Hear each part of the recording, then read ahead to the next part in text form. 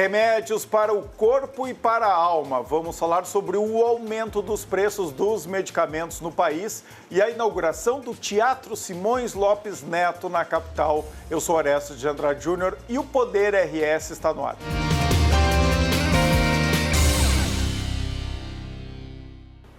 Poder RS tem o apoio de BRDE Crédito para inovar e desenvolver, o BRS em defesa da advocacia e da cidadania. Quinta do Morgado, suco de uva pura, Quinta do Morgado.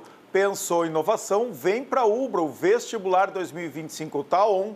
Armazém Bom Gado, descubra o verdadeiro sabor da qualidade. Vinhos do Mundo, que tem mais de 1000 rótulos em espumantes e vinhos para a sua adega. E Grupo PS, que está lançando o Marco Life Complex, um novo tempo no litoral norte, em Capão da Canoa.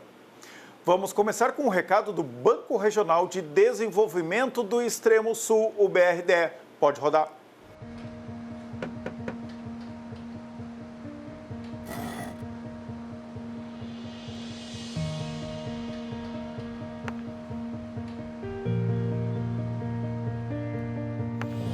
É bom saber que nos momentos que mais precisamos, temos o parceiro certo. Ou mais de um parceiro, né, filhão? BRDE, o banco que está sempre um passo à frente, é o mesmo que está sempre ao seu lado. Nesta semana, pessoal, entrou em vigor o reajuste dos preços dos medicamentos em todo o país. A Câmara de Regulação de Medicamentos estabeleceu aumentos percentuais que correspondem à inflação dos últimos 12 meses e são como um teto para as farmacêuticas. Para explicar como essa medida impacta no bolso dos consumidores, no teu bolso, eu converso agora com o Guilherme Leibniz. Será que eu falei certo? Daqui a pouco a gente vai descobrir. Executivo do Sindicato do Comércio Varejista de Produtos Farmacêuticos do Rio Grande do Sul. Boa noite, Guilherme. Já começa me ensinando a soletrar o teu sobrenome. Boa noite, bem-vindo ao Poder Orestes. RS. Boa noite, telespectadores da TV Ubra. Guilherme... Multi-RS agora. Multi-RS. Ex-Ubra TV. Novinha em folha. Então, assim, a gente virou a chave, Guilherme, Sim. dia 6 de janeiro. Então, ainda a gente está nessa transição. Guilherme Leibniz. Leibniz. É Leibniz. polonês ou alemão? Alemão. Alemão. Sim, senhor. E o senhor é rigoroso, como todo germânico? Acho que sim, cara. Dentro dos princípios que vem de berço. E entre Inter e Grêmio, certamente é gremista, né? Com essa origem alemã. Sim, o Grêmio foi Claro, fundado, foi né? fundado por lá alemães. pelos idos de 1903, né? Pensou um pouquinho aí, Guilherme. Claro. Guilherme, eu não sabia da existência do teu sindicato e a culpa não é minha, é de vocês, tá? Mas agora que eu sei, tu vai estar muito presente aqui no Poder RS. Explica primeiro, quem que faz parte do sindicato, há quanto tempo ele existe? Bom, o Simprofar, Sindicato de Farmácias, ele foi fundado nos idos de 2 de janeiro de 1933. 1933. A carta sindical... No meio da Segunda Guerra. Não, assim, a Segunda Guerra começou em 39. 39, é verdade. 39, até 45. Isso, perfeito. Então foi antes. Não, foi antes. Foi no entre guerras. E a carta sindical é de 5 de dezembro de 1941, expedida pela antiga Delegacia Nacional do Trabalho. Certo. Na época que aflorou todo o sindicalismo, ainda no governo do então presidente Getúlio Dornelles Vargas, a gente retorna no tempo e desde então o Simprofar atua. Ele é o representante legal das farmácias e drogarias em 90% do estado do Rio Grande do Sul. 90%. Quantas farmácias a gente tem no Rio Grande do Sul? Hoje, o número total de farmácias são em torno de drogarias e farmácias de manipulação, aproximadamente 8.000 CNPJs. Aproximadamente. Sim. Porque cada dia abre uma nova, né, numa esquina. A gente derruba um casarão e abre uma farmácia. Eu te diria o seguinte, telespectadores, farmácias de grande porte, sim. A gente, hoje nós estamos vislumbrando que os grandes conglomerados, eles abrem pontos de venda. As pequenas e médias, nós temos que relativizar. Não é bem assim. Claro. Aliás, estão sofrendo com a concorrência das grandes. Sem dúvida. Esses são processos que acontecem em qualquer segmento. E ainda mais o nosso, porque o nosso tem um aspecto que é importante. Câmara de Regulação de Medicamentos, que agora publicou no Diário Oficial o aumento dos medicamentos, o aumento máximo 5,06%, certo?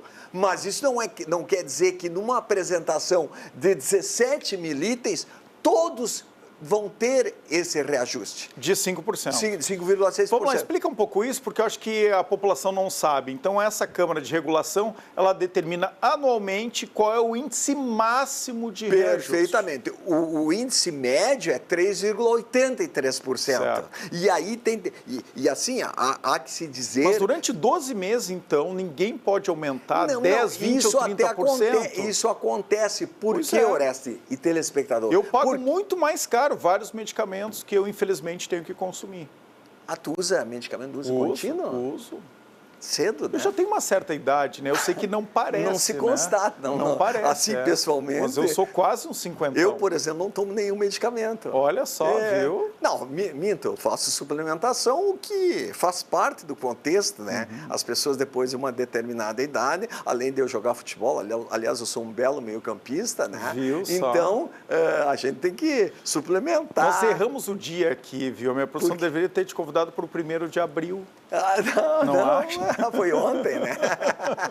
Hoje é Então, assim, continuando, essas questões que envolvem medicamentos, aliás, a alta não é que já a farmácia está praticando. Agora, eu acabei de receber que a CMED acabou de liberar os primeiros 8.800. E então, agora está chegando na farmácia. Mas mesmo com assim... reajuste?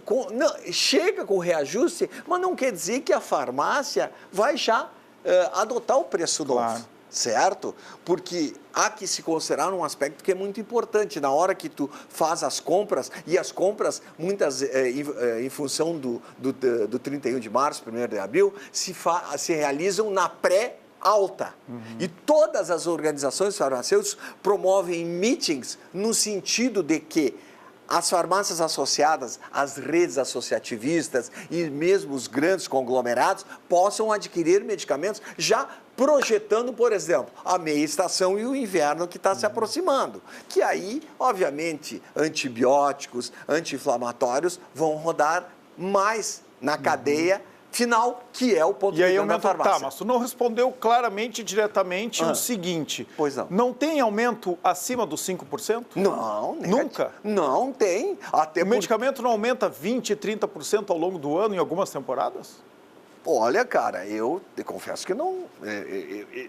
São 17 mil itens e o aumento máximo permitido não pela deveria CMED, ter, então. É esse o aumento. O que acontece é que tem muitos medicamentos, então, com desconto alto, às vezes, e as farmácias retiram o desconto. Pode ser isso? Pode, e praticam Porque o consumidor vê muito isso. Às vezes reclama, o meu medicamento subiu 50%. Daqui um pouco praticam o preço máximo ao consumidor, que é o PMC. Mas, diante da concorrência, e o senhor há pouco mencionou, obviamente que as políticas comerciais de cada farmácia vai muito de acordo com o que ele negocia junto à distribuição e junto à indústria farmacêutica. Então, quem tem uma rede maior, claro que tem mais poder de fogo de negociação e consegue oferecer preços melhores aos consumidores? Ou não necessariamente? Até pode, mas hoje há que se considerar, e vamos falar da nossa aldeia. O Rio Grande do Sul na questão que envolve as redes associativistas, ele desponta, certo? Nós temos redes associativistas aí, não vou nominá-las, mas você sabe, e que hoje, pelo fato de estarem agregados, eles conseguem as mesmas condições de negociação que o grande conglomerado. Então é muito parecido. É muito parecido, eles conseguem ser competitivos. Eu vou te dizer uma coisa agora, eu vou te confessar aqui. O meu sonho é ser filiado ao teu sindicato. Não é verdade, porque o meu sonho é ter uma farmácia. Porque esse é o melhor negócio do mundo. Porque apesar da concorrência gigantesca, a gente vê numa mesma quadra de 100 metros, 2, 3, 4 farmácias, às vezes da mesma rede. É um negócio que eu não consigo entender, mas certamente dá muito dinheiro. Porque se tem tanta farmácia no Rio Grande do Sul, é porque está dando muito lucro. Concorda comigo? Teoricamente, sim.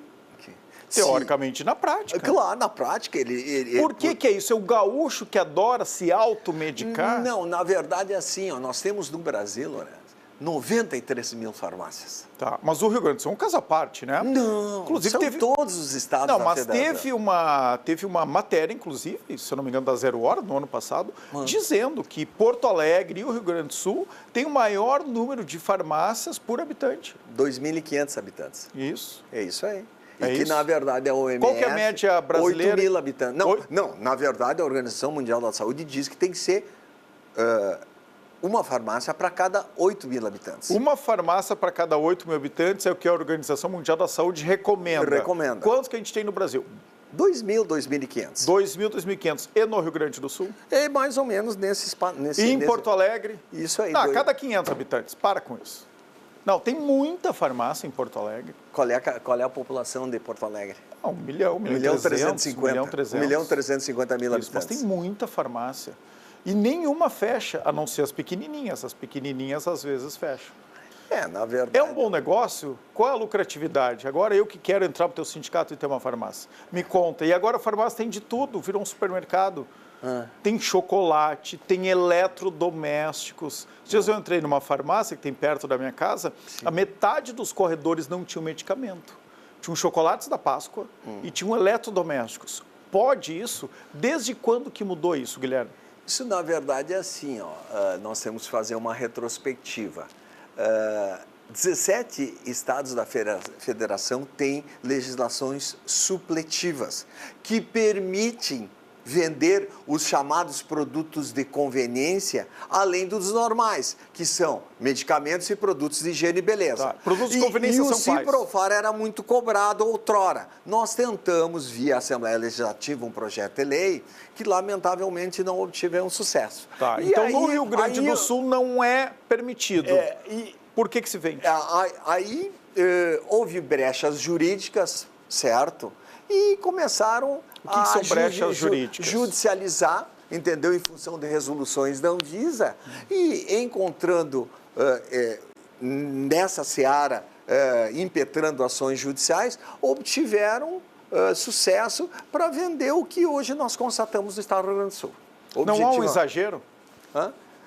Cara, assim, ó, a Lei 13.021, de 8 de agosto de 14, que estabelece que farmácia é estabelecimento de saúde, ela devia ter um regramento e um respeito, na minha visão particular. E a entidade entende assim como tal. Agora... Vender panela de pressão, mixer, copo térmico, isso tem que estar numa farmácia, Guilherme? A priori, não. A priori, não. Mas, fruto dessas medidas judiciais, está se comercializando. Eu te pergunto como curioso mesmo, Claro. E assim, nos Estados Unidos é normal Claro, isso. mas, assim, a gente vê farmácias que são verdadeiros supermercados, inclusive vendem bebida alcoólica, né? Vendem vinho, vendem cerveja. Nos Estados Unidos são drugstores, né? É diferente um pouquinho o modelo e lá... Mas agora, tem tudo tu vai em junto, né? Portugal, Tem não. medicamentos, Portugal, tem não. remédios e tem também esses produtos. Tem bebida alcoólica. Né? Tem eletrodomésticos. Sim. É isso que se quer no Brasil? Cara, essa é uma discussão, ela é mais ampla, entendeu? O que o sindicato pensa sobre isso? O sindicato, na verdade, é assim, ó, enquanto entidade de classe, nós temos que preservar a saúde, certo? Agora, se nós temos uma coisa que se chama liberdade econômica, certo? Nós estamos nos deparando com essa situação. Agora, quando tu fala nessa série de itens que hoje comercializam, não é só no Rio Grande do Sul, tem outros estados da federação que também fazem isso. Inclusive em outros estados com legislação já própria. Com legislação própria e até decisão judicial atacando uma legislação da Anvisa. Não seria adequado, então, que aqui tivesse uma legislação regulando isso? No estado? No estado? Já tentamos numa determinada ocasião e não obtivemos sucesso. E não teve interesse do governo do estado, por exemplo, de regular isso? Participar, teria que talvez fazer uma discussão mais ampla com o executivo estadual. Eu confesso que eu sou muito favorável à liberdade econômica, tá? Eu acho que desde que seja com segurança, com orientação, claro. Né, cada um é livre para cuidar do seu negócio, né? Eu estou aqui um pouco fazendo o advogado do diabo, que é muito que o consumidor fala, o nosso telespectador pergunta, né? Claro. Que entra, e eu me deparei essa semana, entrei numa farmácia, metade das prateleiras não tinha medicamento, né? Tinham outros produtos. É algo curioso, né? Não acho ruim, né? Porque eu vou na farmácia, já compro um medicamento, né? Já compro um chocolate ali para o filho. Então, assim, para o consumidor, pode inclusive ser mais adequado. Mas é algo muito novo que está acontecendo aqui no Rio Grande do Sul. E tem, inclusive, legislação na Assembleia tentando fazer o contrário, é que supermercados vendam medicamentos não regulados. Na Assembleia, eu não sei. No Congresso Nacional, sim. No Congresso Nacional. Congresso Nacional. São 2 PLs que estão tramitando para vender medicamentos isentos de prescrição médica. Sem receita médica, então, em supermercados. Em supermercado. O senhor concorda com isso? Não. Direitos iguais. Mas como não? Claro Se que pode não. vender o que tem em supermercado nas farmácias, por que não pode o contrário? Essa é uma opinião muito particular minha, até porque... Liberdade econômica tem que ser para os dois lados. Ok, liberdade econômica. Só que tem um aspecto. Será que os estados, os municípios e até a própria União vão ter condição de fiscalizar? Porque não é só isso mercado e mercado. Daqui um pouco nós vamos deparar com medicamentos isentos de prescrição e outros mais sendo vendidos em mercado na beira da estrada. Não tem fiscalização para isso. Em armazéns, não tem fiscalização para isso. E, ok, vamos admitir que a legislação passe, certo? Por consequência, o que eu estou dizendo para ti vai ocorrer, certo? Vai ocorrer. E aí, né, quer dizer, medicamentos isentos de prescrição vendidos em qualquer BR, em qualquer via estadual. Não dá, né, tia? Não dá. Por quê? Qual é o perigo isso disso? Significa... Pode ter uma farmácia na beira de Só um uma pouquinho, BR. só tem um detalhe. É que nós não podemos generalizar que todas as farmácias do Rio Grande do Sul adotam essa prática que há pouco o senhor mencionou. Não são todas. Não, mas é óbvio que não são todas, entendeu? Que se preocupam exatamente da farmácia enquanto estabelecimento de saúde, atendendo os preceitos que estão na lei 13.021, farmácia e estabelecimento de saúde. E na minha opinião, o empresário ele tem que ter presente isso, certo? Porque se nós estamos afirmando que prejudica, nós corremos o risco de ter aprovada a legislação no âmbito federal e aí nós vamos ter 30, 40 mil farmácias fechadas no Brasil. Então, há que se pensar. O que é melhor, né? É evidente, não tem a menor dúvida. Vamos voltar para o aumento recente, então, nesse aumento aí de 5%, que é o máximo permitido. O que vai repercutir no bolso do cidadão? Cara, assim, hoje ainda as farmácias ainda não repassaram. As farmácias estão contentes com esse reajuste? Ou achariam que deveria ser maior? O reajuste ele é o menor em 8 anos. Então, não tem o proprietário de farmácia não se contentar ou não. Porque tem um aspecto relevante que nós temos que considerar. O Brasil não foi contemplada pela mãe natureza com o princípio ativo, certo? O Brasil tem que importar da Índia, da China, de todos da os Itália. medicamentos? Não, 99%. 99%? Isso é a preço de tonelada e dólar. É tudo produto importado. Guilherme Leibniz, achava que esse percentual máximo de 5,06% fosse maior. E, no entanto, eu imagino que o governo federal, conversando com a indústria, entendeu? Olha aqui, nós estamos... Tu sabe, Orestes, nós estamos convivendo com um período muito perigoso que é o inflacionário, certo? Se daqui um pouco se concede... é responsabilidade do próprio governo, exatamente, que gasta daqui como ninguém. Um pouco se concede um reajuste maior, esse que foi autorizado pela CIMED, vai respingar na inflação. Nós temos uma série de componentes que nós temos que analisar. E medicamento é é conteúdo básico, ele é premente das famílias, entendeu? Especialmente nas pessoas mais idosas, medicamentos de uso contínuo, entendeu? Tu imagina subir, óbvio que vai respingar no bolso do... Eu não digo consumidor, eu digo doente. Quando tu entra numa farmácia é porque tu está doente. Claro. Mesmo que seja para tomar um simples antiácido. Mas então quem vai pagar a conta no final ainda é o empresário, o dono de farmácia? Sim. Vai ter que assumir um pouco desse custo. Claro, sem dúvida. O Vitor, inclusive, levantou o tom da voz aqui, ficou mais indignado com isso. Quanto deveria ser no cálculo de vocês esse aumento do teto máximo? Cara, assim, eu fazer projeção, não sou eu que vou dizer aqui que tinha que ser 8%, 10%. Mas o sindicato não tinha? Não tem um estudo sobre isso?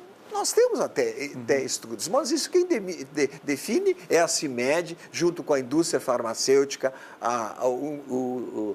como é que é, o Ministério da Saúde, entendeu? Tem um grupo que apresentam as planilhas para a CIMED, certo?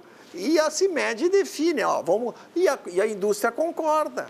E é por essa seara. Então, apesar desse aumento de 5%, o senhor está dizendo que a gente tem que comemorar, até poderia ser maior. E vou te dizer mais. Na média, os medicamentos, na média, eles estão subindo 3,83%.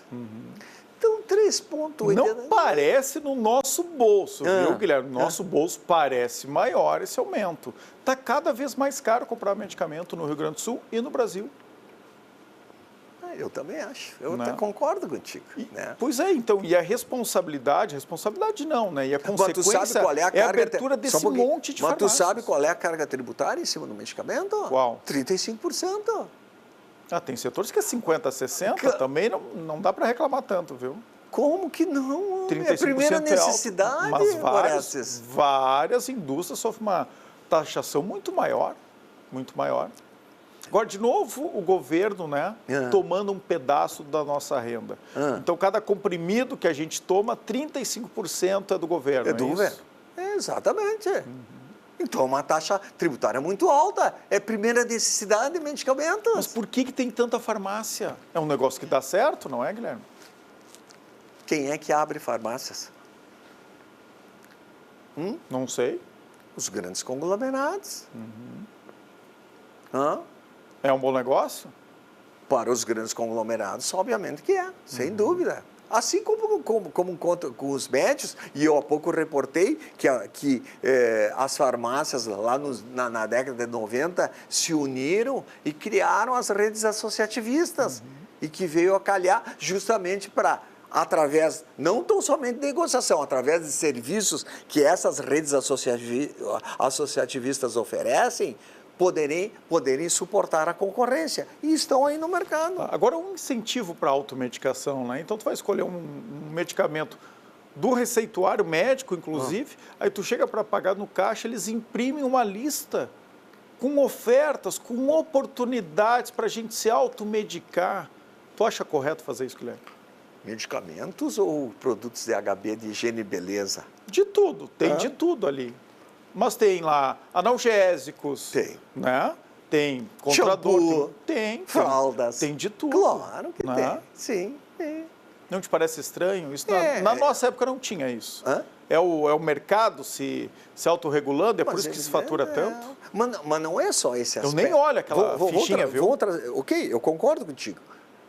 O que mais influencia hoje a cabeça do brasileiro? São as mídias digitais, correto? O Instagram está aí, todas as farmácias se apresentando, certo? E fazendo o merchandising dela, para atrair, fidelizar a clientela. E não é só o grande conglomerado, é o médio também. Ele faz isso, ele usa as ferramentas digitais para fidelizar. Isso chama-se fidelização. Certo? Fidelização. E é todo mundo fazendo. Adiciona no teu WhatsApp farmácias. Não, deixa assim. Não, assim. no teu Instagram. No Instagram não, no deixa. teu Eu Instagram. nem pesquiso aqui, não pesquiso para não ser bombardeado. Para mim, tu compra em uma farmácia só, né? Não. Ou tu pesquisa. Eu vou em todas, Então. Eu sou aquele que adora ir em farmácia. Ainda mais agora, tem chocolate, tem eletrodomésticos, né? Pois é.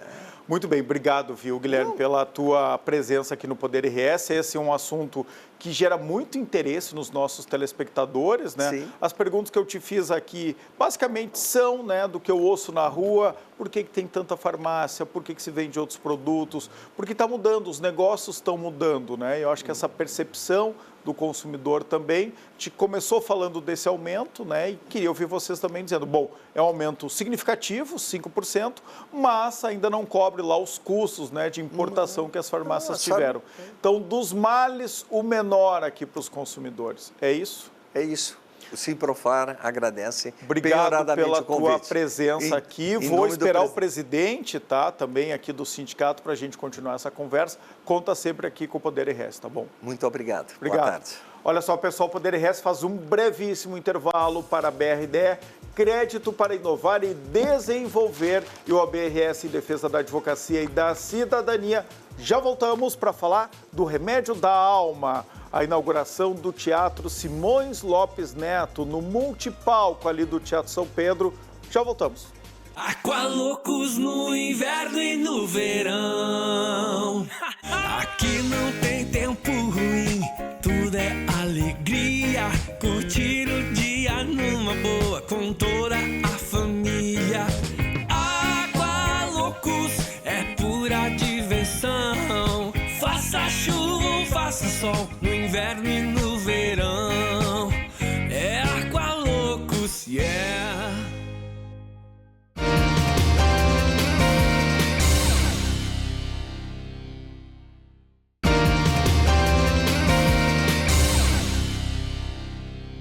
Procurando uma consulta médica gratuita? Venha para o Centro de Especialidades da Medicina Ubra. Aqui você encontra atendimento humanizado, uma clínica novinha e marca sua consulta em diversas especialidades. É isso mesmo, as consultas são presenciais e você garante o melhor atendimento médico em várias especialidades. Agende agora mesmo a sua consulta, as vagas são limitadas. Consultas presenciais gratuitas é no Centro de Especialidades da Medicina Ubra.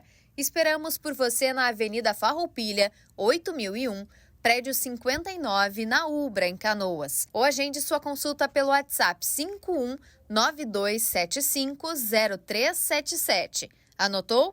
5192750377. Poder RS está de volta para a BRDE, crédito para inovar e desenvolver, ou a BRS em defesa da advocacia e da cidadania, vinhos do mundo, que tem mais de 1000 rótulos em espumantes e vinhos para a sua adega, e Grupo PS, que está lançando o Marco Life Complex, um novo tempo no litoral norte, em Capão da Canoa. Na última quinta-feira foi inaugurado o Teatro Simões Lopes Neto, que conclui o multipalco Eva Sofer, depois de 22 anos do início das obras. Agora eu recebo o presidente da Fundação Teatro São Pedro, Antônio Hoffel, para falar sobre esse que se consolida como o maior complexo cultural da América Latina. Bem-vindo ao Poder RS, Antônio Hoffel. Boa tarde aos nossos ouvintes. Estou à tua disposição com muita alegria. Vamos falar logo já de como é que se consolidou isso. Olha, o tempo passa muito rápido, né, Hoffel? Estava vendo aqui 22 anos de obra, né? Eu me lembro de acompanhar o lançamento da pedra fundamental, né, do multipalco, quando era um grande sonho dos gaúchos e materializado muito, né, na obstinação da dona Eva Sofer. Agora, finalmente, né, ele está completo e inaugurado. Começa falando para nós como é que foi, né, o dia da abertura, que eu nem consegui ver o ingresso para ir, porque estava lotado já há muito tempo, e foi logo no Dia Internacional do Teatro, é isso? É isso, mas está aberto aqui para a tua visitação, Orestes. Irei. Da produção aí, porque nós estamos com uma programação que continua agora, né, até metade de maio. Toda semana a gente tem um espetáculo diferente, espetáculos vindos de vários lugares do Brasil, não só do Rio Grande do Sul, e do exterior, inclusive da Argentina, e, portanto, nós vamos mostrar todas as possibilidades desse teatro. Você falou dos 22, 23 anos, né, de inauguração. Você veja as coincidências, né? Em 2003, eu era vice-governador do estado, o governador Germano Rigoto estava viajando ao exterior, e eu, enquanto vice-governador em exercício do governo, participei com a dona Eva e com a atriz Tônia Carreiro do lançamento da pedra fundamental do que seria o multipalco. Olha só. Não imaginava, obviamente, que depois, em 2025, eu ia estar aqui como presidente da fundação, concluindo a obra, né, com o apoio do governador Leite e da secretária Beatriz Araújo. Mas, enfim, foi uma obra complicada no sentido de que, naquele primeiro momento, né, o próprio governador Germano Rigoto definiu que todo o orçamento da área da cultura daquele ano no estado seria dirigido exatamente para o início das obras do multipalco. A gente tinha uma ideia de um custo, né, de um processo que duraria 3, 4, 5 anos no máximo, mas depois as coisas se complicaram, as grandes empresas que colaboravam com o projeto através, sobretudo da Lei Rouanet, acabaram deslocando as sedes das empresas para fora do Rio Grande do Sul, começou a haver problemas de orçamento também, quer dizer, e a obra começou a capengar. Foi básico, né, que a partir da assumição do governador Leite, no seu primeiro mandato, houvesse a decisão, né, encaminhada pela secretária Beatriz Araújo, de concluir a obra. E eu, particularmente, acho que é um acerto, independente de qualquer coisa, porque obra parada é dinheiro posto fora. Então, você vai deixando essa coisa se deteriorar. É o mesmo na tua casa. Se tu não faz manutenção, as coisas vão ficando ruins, né? Então, eu estou muito contente por essa casualidade, né, ter me posto aqui no caminho dessa experiência. Uma experiência que é uma experiência principalmente grupal, coletiva. Quer dizer, ninguém faz nada sozinho, sobretudo num projeto desse tamanho. E agora, então, teatro pronto, ainda problemas para serem sanados. Uma coisa é você desenhar o projeto, outra coisa é você ver o projeto depois no concreto, andando, recebendo o público, tendo os espetáculos. Nós temos muita coisa ainda para arrumar, mas esperamos que ao longo desses 2 meses, em que nós temos o festival de inauguração, como eu disse, com vários espetáculos diferentes, nós possamos fazer essas correções. E veja, quando eu digo correções, são às vezes correções quase ridículas, do tipo assim, na corrida, no primeiro dia faltou bebedouro, faltou lixeira, né? Que ontem, por exemplo, nós já tínhamos tudo isso colocado aqui sem nenhum problema. Então, às vezes, pequenas coisinhas são as que acabam sendo esquecidas, né? Além de iluminação interna, que realmente faltou uma parte de iluminação interna, que já está sendo corrigida, e uma série de coisas. Nós temos que avaliar subida de palco, trânsito no palco. Você veja, Turandot, a montagem da ópera, tinha 200 atores e músicos e bailarinos em cena. A gente começou no máximo, no topo, exigindo, né, uma coisa radical. Os próximos espetáculos nós não vamos ter tanta gente. Por exemplo, o espetáculo que vem de Mendoza, da Argentina, que é Os Dementes, nós temos 23 músicos, bailarinos e cantores. É o máximo, né? O resto, todos os espetáculos são 3, 4, 5. Né? A orquestra do teatro tem 30, 40 músicos, mas botamos logo 200 pessoas em cena. Eu brinco aqui dizendo, a gente é meio suicida, sabe? Aqueles aviadores japoneses que mergulhavam junto para morrer. A gente, felizmente, não morreu. Né? O teatro está aqui, o pessoal que veio assistir Turandot saiu encantado. E agora nós vamos ter uma sucessão de espetáculos que continua agora, já na sexta-feira, né? Com Uma Mulher Vestida de Sol, que é um espetáculo de dança, vindo do Recife, a partir de uma peça de teatro do Ariano Suassuna, que é talvez um dos dramaturgos mais importantes do Brasil contemporâneo. Agora, ele já falecido, mas a obra dele está aí. Para quem não se situa, o autor do Alto da Compadecida, né? Que teve a segunda versão agora para o cinema. E o grupo de dança foi criado pelo próprio Ariano Suassuna, né, com a Maria Paula Costa Rego, que é a coreógrafa, que já está aqui em Porto Alegre, chegou hoje de manhã, está fazendo oficinas aqui de dança com as pessoas que se inscreveram. Então, nós vamos saltar de uma coisa que é uma ópera clássica do início do século XX para um espetáculo de dança da segunda metade do século XX, que tem uma influência muito forte do teatro medieval europeu, né, chamadas moralidades, que eram peças que contavam histórias e que no final da história tinha uma moral, assim como a gente tinha nas histórias do Esopo, né, desses grandes contadores de histórias para criança. Neste caso, a história está ambientada no Nordeste brasileiro, é a disputa de duas famílias por uma porção de terra, né, as famílias se odeiam, mas como acontece no Romeu e Julieta, os jovens se apaixonam, e a partir daí então você tem um enredo, né, que é um enredo muito bonito, na peça original do Suassuna, que foi transformado em dança. Esse é o espetáculo que se segue. É um Romeu e Julieta nordestino, Rolfo. Exatamente, um Romeu e Julieta nordestino. Não vou dar spoiler, mas, enfim, segue de perto o mesmo enredo do Romeu e Julieta shakespeariano. Logo depois nós vamos ter a Chula, que é um espetáculo da Emily Borghetti, que é indispensável a gente falar, tem a referência da Cadiga, né, do Borghetinho.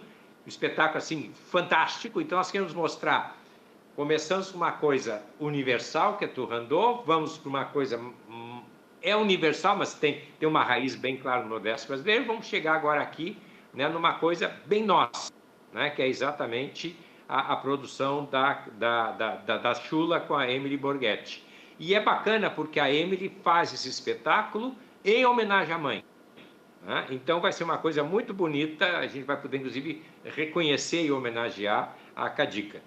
Logo depois nós damos um salto, aí temos o concerto da Orquestra do Teatro São Pedro e de novo uma coisa significativa, a orquestra está completando 40 anos e é uma criação da Dona Eva.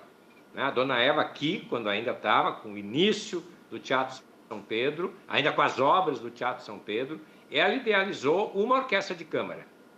Há 40 anos atrás. Essa orquestra de câmara evoluiu, hoje é a Orquestra Teatro São Pedro, com a regência do maestro Evandro Maté, e que vai trazer um repertório muito bonito, né, e com ênfase numa peça, num concerto de piano e orquestra do Edward Grieg. Eu particularmente gosto muito do Grieg, que é um compositor do norte da Europa, né, e que tem ingresso gratuito e que obviamente sempre faz sucesso junto ao nosso público aqui. E em seguida a gente emenda, né, na semana seguinte, a 11 e 12 de abril, com um espetáculo que é exatamente oriundo de Mendoza, na Argentina. Mendoza hoje é o grande centro turístico do nosso vizinho país, mas é também um dos maiores centros culturais da Argentina, né?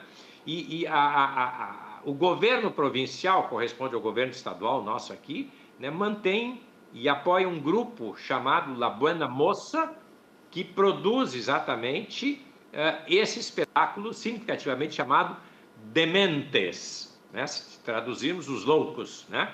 São 23 cantores, bailarinos, musicistas, com umas roupas assim dos anos 60, umas batas brancas compridas, todas coloridas, umas cabeleiras esvoaçantes, e que faz um show extremamente lindo, um jogo de luzes, é um espetáculo realmente visual e sonoro. Quem quiser tomar um spoiler, pode botar aí na internet, né? La Buena Moça, que é o grupo, e vai ver se está. Todos os anos eles fazem uma produção.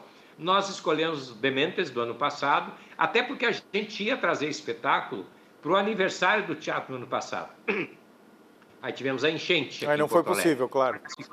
Não foi possível, né? Por mais dementes que eles sejam, não tinha como chegar em Porto Alegre. Quem é que monta essa programação, Rolfo? Quem é que monta essa programação? Na verdade, essa programação formalmente tem a Gabriela Munhoz, que é uma atriz, né? Uma grande atriz, fez um espetáculo ao longo desse ano dela, né? Com a direção da Camila Bauer, mas ela é a nossa diretora de programação. Agora, na verdade, eu dou um pitaco, né? Outros colegas aqui dão um pitaco, a gente vai conversando. Mas quem, de fato, faz a curadoria de toda a programação é a Gabriela Munhoz, e, portanto, é ela que a gente tem que agradecer e homenagear por todos os acertos, né? Das escolhas dos espetáculos que ela está trazendo para cá. Nós vamos ter também, como curiosidade,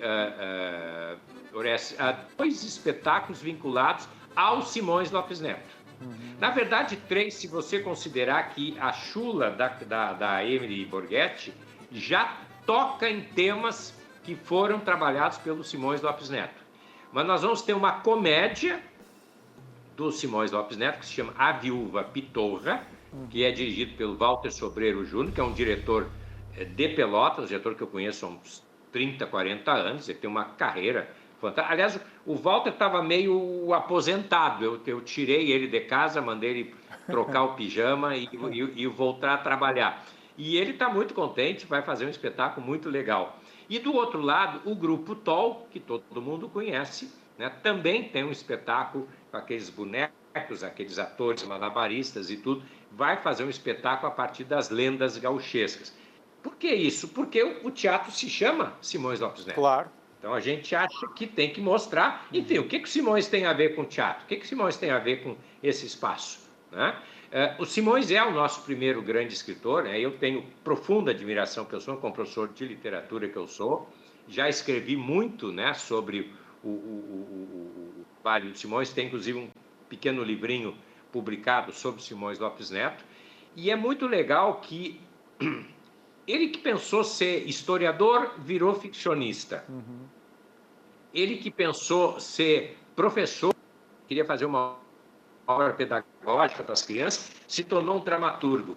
Ele que estava pensando sempre no passado para entender o seu presente, presente do início do século XX, se tornou, de uma certa maneira, o nosso grande profeta da cultura sul-rio-grandense. Tanto que hoje a gente continua lendo o Simões como se lesse o Simões de agora, do presente, se estivesse escrevendo nesse momento. Né? Então, eu acho que é muito bacana isso. E depois uma curiosidade aqui, né, que uma cronista, eu acho que foi a Cláudia Laetano que observou. O teatro que nós inauguramos há 2 anos atrás é o Olga Reverbel, né, que é uma professora de teatro infantil. Ela iniciou o ensino do teatro para crianças aqui no Rio Grande do Sul. O marido dela é o jornalista Carlos Reverbel. O Carlos Reverbel foi quem redescobriu, vamos dizer assim, o Simões Lopes Neto, aí pelos anos 50, 60. E agora, o Simões Lopes Neto dá nome para o teatro, que fica exatamente do lado do teatro Olga Reverbel. Acabamos fazendo um triângulo amoroso aqui. Olha mas só. Acho que ninguém vai ficar brabo, porque vai ser uma relação muito boa. A Olga Reverbel, o Carlos Reverbel, indiretamente, e o Simões Lopes Neto. E é um teatro grande, é o fosso de orquestra, entre 50 e 60 músicos. Nós vamos poder receber musicais do Rio e São Paulo, nós vamos receber espetáculos de ópera, ou produzir espetáculos de ópera, como fizemos com a Turandot, né? Nós vamos poder ter grandes espetáculos aqui, além, obviamente, nesse momento, da programação normal do Teatro São Pedro, que fechou para fazer essa reforma, né? A prevenção de incêndio e a acessibilidade, mas que quando abrir, vai ter, então, nós vamos ter 3 espaços diferentes aqui. O Olga Reverbel, que é um teatro pequeno, para o teatro mais experimental. Eu queria lhe perguntar justamente sobre isso. Com essa estrutura agora, né, que se completa com o multipalco e com o Teatro São Pedro, queria que tu falasse, Rolfel, um pouquinho sobre cada um deles.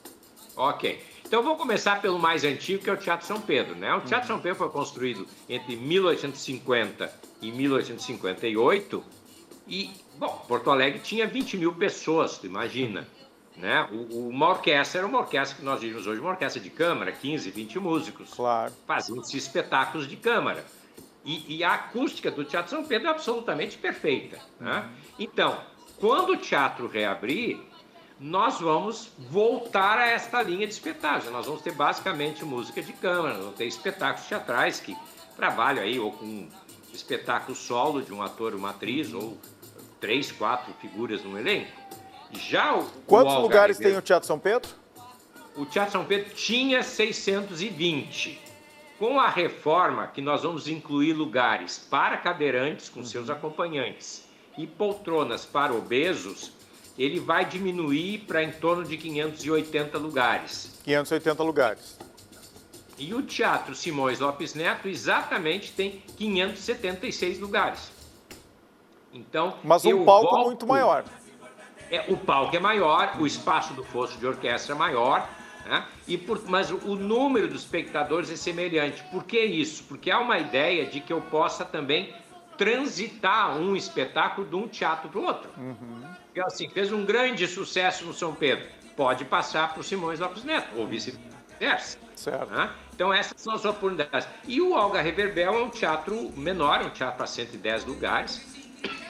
É um teatro, evidentemente, para você fazer pequeno recital de poesia, né? Um espetáculo solo de um ator, de uma atriz. São aqueles espetáculos mais intimistas. Nos 3 casos, a acústica é um destaque muito especial. Tanto São Pedro quanto Olga Reverbel, de um modo geral, você não precisa usar microfones. É fantástico. Você sobe no palco do São Pedro, você pode falar e lá a última fila na plateia está te ouvindo. No Olga Reverbel, por óbvio, né? Por ser um espaço pequeno. A acústica do Simões Lopes Neto também é uma acústica muito boa, mas esta já está pensada com um equipamento eletrônico. Tem caixas de som gigantescas, sem nenhuma reverberação, né? Absolutamente fiéis ao som, e um cuidado muito grande para os espetáculos de ópera ou para os grandes musicais, em que a orquestra fica no fosso, e como o fosso fica todo ele debaixo do palco, né?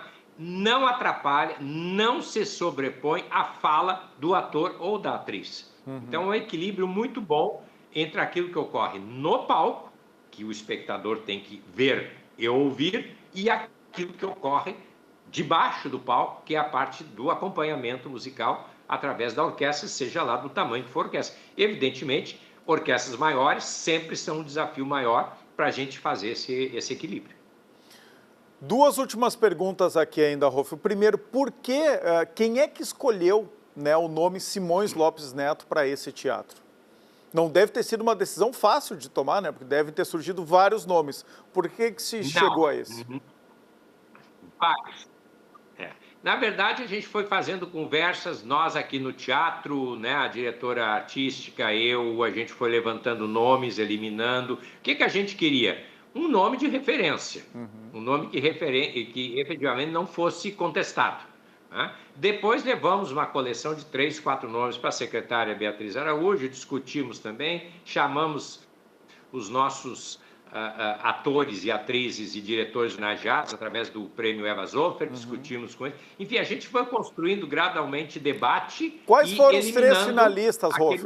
Quais foram os 3 ou 4 finalistas? Aí agora, eu te confesso que eu não me lembro de todos, mas um dos finalistas foi o Ivo Bender, né? Que é um grande dramaturgo, é um dramaturgo recente, um dramaturgo que faleceu há poucos anos atrás. O Ivo já tinha entrado com o nome para o teatro que depois viria a ser o Olga Reverbel, voltou, por lógica, né, a ter o seu nome lembrado para cá, mas quando entrou o Simões Lopes, eu te digo assim, praticamente parou a discussão. Sim. Né, porque a gente avaliou que realmente, de fato, o primeiro sujeito que escreveu numa quantidade, numa qualidade razoável para teatro, querendo fazer teatro, foi o Simões Lopes Neto. Então aí a gente fixou, né, a atenção no nome do Simões Lopes Neto. É aquele nome que quando fala, assim, dá um silêncio, né, na reunião, porque todo mundo concorda, né? Não gera debate. Não, e por isso a gente vai começar, a nossa ideia é que a cada temporada, ou seja, a cada ano, a gente tenha uma produção vinculada ao Simões Lopes Neto, ou seja, nós queremos mostrar a produção do Simões Lopes Neto. E é interessante registrar, se tu me permite, claro. Ele escreveu comédias e ele escreveu um gênero que era muito popular na época, que é a opereta. Mas as partituras musicais das operetas foram perdidas, à exceção da opereta Os Bacharéis, que foi encenada no ano passado, na forma de opereta, as partituras foram perdidas. Então, uma das ideias nossa é que, através da SEDAC e do IACEN, que é o Instituto Estadual de Artes Cênicas, a gente encomende a compositores que façam estudo dos textos das operetas do Simões e criem partituras para aqueles textos, renovando a possibilidade da opereta do Simões, não na forma só do teatro, do diálogo falado, mas na forma do que era a opereta do início do século XX. Perfeito.